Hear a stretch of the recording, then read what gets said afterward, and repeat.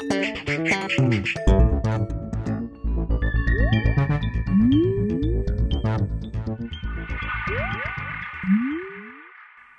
everyone and welcome to the Vortex, where lies and falsehoods are trapped and exposed. I'm Michael Vorse.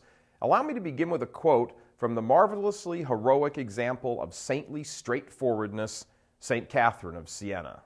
Quote, "We've had enough of exhortations to be silent.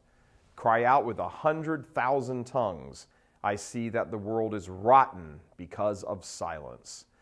Our Vortex yesterday, calling out people who refer to faithful Catholics as Taliban Catholics, is bound to raise a ruckus in the halls of liberal churchdom.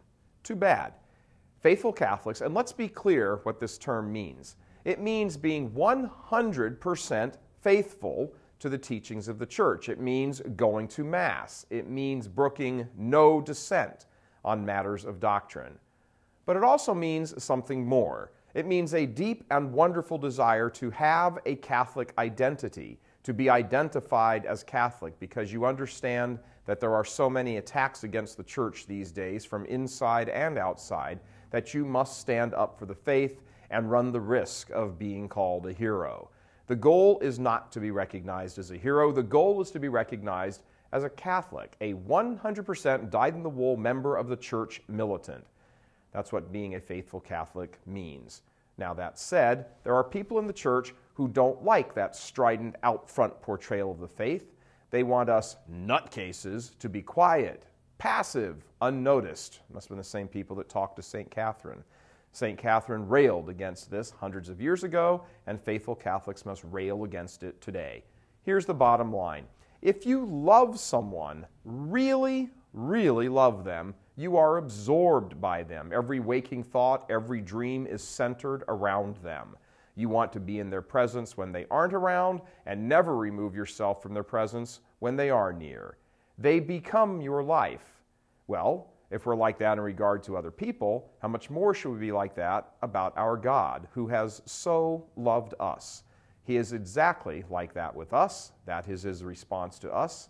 It falls to us to be exactly like that with Him as much as we can. But there are those in the Church today, the name callers, the ones who throw bombs and accuse faithful Catholics of being more Catholic than the Pope. These people do not love the faith to the depth they should. So let's be perfectly honest here. Their love has grown cold, or at the very least is no longer warm. So faithful Catholics are a grinding reminder to them that they no longer possess the fire of passion, if they ever actually had it to begin with. They want the Church to be more tame and civilized and polite, in short, more acceptable in the eyes of the world, because that is how they are. They want the Church to reflect their failings of love, rather than to be reminded that the Church calls them to rediscover that fire of love. So they tear down faithful Catholics. They can't stand the traditional Latin Mass, for example, because it brings to mind that there are many people still in the Church, surprisingly, who wish to adore their God in deep reverence. So they make up excuses and deflections and condemn and obstruct the TLM crowd as out of touch, not in step, trapped in a destructive nostalgia. They likewise cannot bear to hear honest discussions and concerns about the vast collapse of nearly every quarter of the Church during the last half-century. They don't want this discussion being had because at the heart of that discussion, the bottom line, once you've peeled away all the layers, at the end of the day, that discussion is about a failure to love Christ and His Church. This is what so-called social justice issues in the Church are really about. An activity to distract from the reality that the major proponents of the justice movement in the Church don't actually love Christ and His teachings to the degree they are called. This is what liturgical issues in the Church are really about as well. They want to twist the Mass into more of a Protestant looking and feeling activity because that makes them feel more comfortable about not loving Christ and His teachings to the degree they are called. This is the underlying truth of all their slander and slurs and libels and accusations against Catholics who are on fire for the faith. They don't love the faith, Christ, His Church, to the degree they should, and they can't stand that others do. It's just that simple.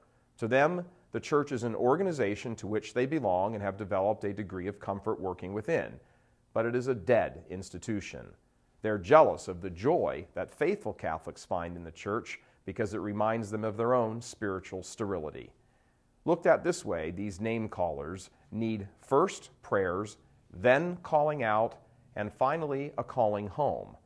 But what they do not need is a platform from which to throw their incendiary charges. Theirs is a true lack of charity, which helps explain why that is always the first and last accusation spewing from their mouths about those in the church who try to love God as passionately as they can. As St. Catherine says, it's time to speak up and remain silent no longer. Souls are at stake, and they cannot be lost on our watch. God love you. I'm Michael Vorse. Please help us keep delivering these kinds of messages that so desperately need to be heard and acted on. Join RealCatholicTV.com today as a premium subscriber. Become immersed in the faith established by Jesus Christ. The Catholic Church is the only hope against evil because that is its God-given mission. As our Lord said, apart from me, you can do nothing. Join RealCatholicTV.com today as a premium subscriber and come to learn and love Christ more deeply.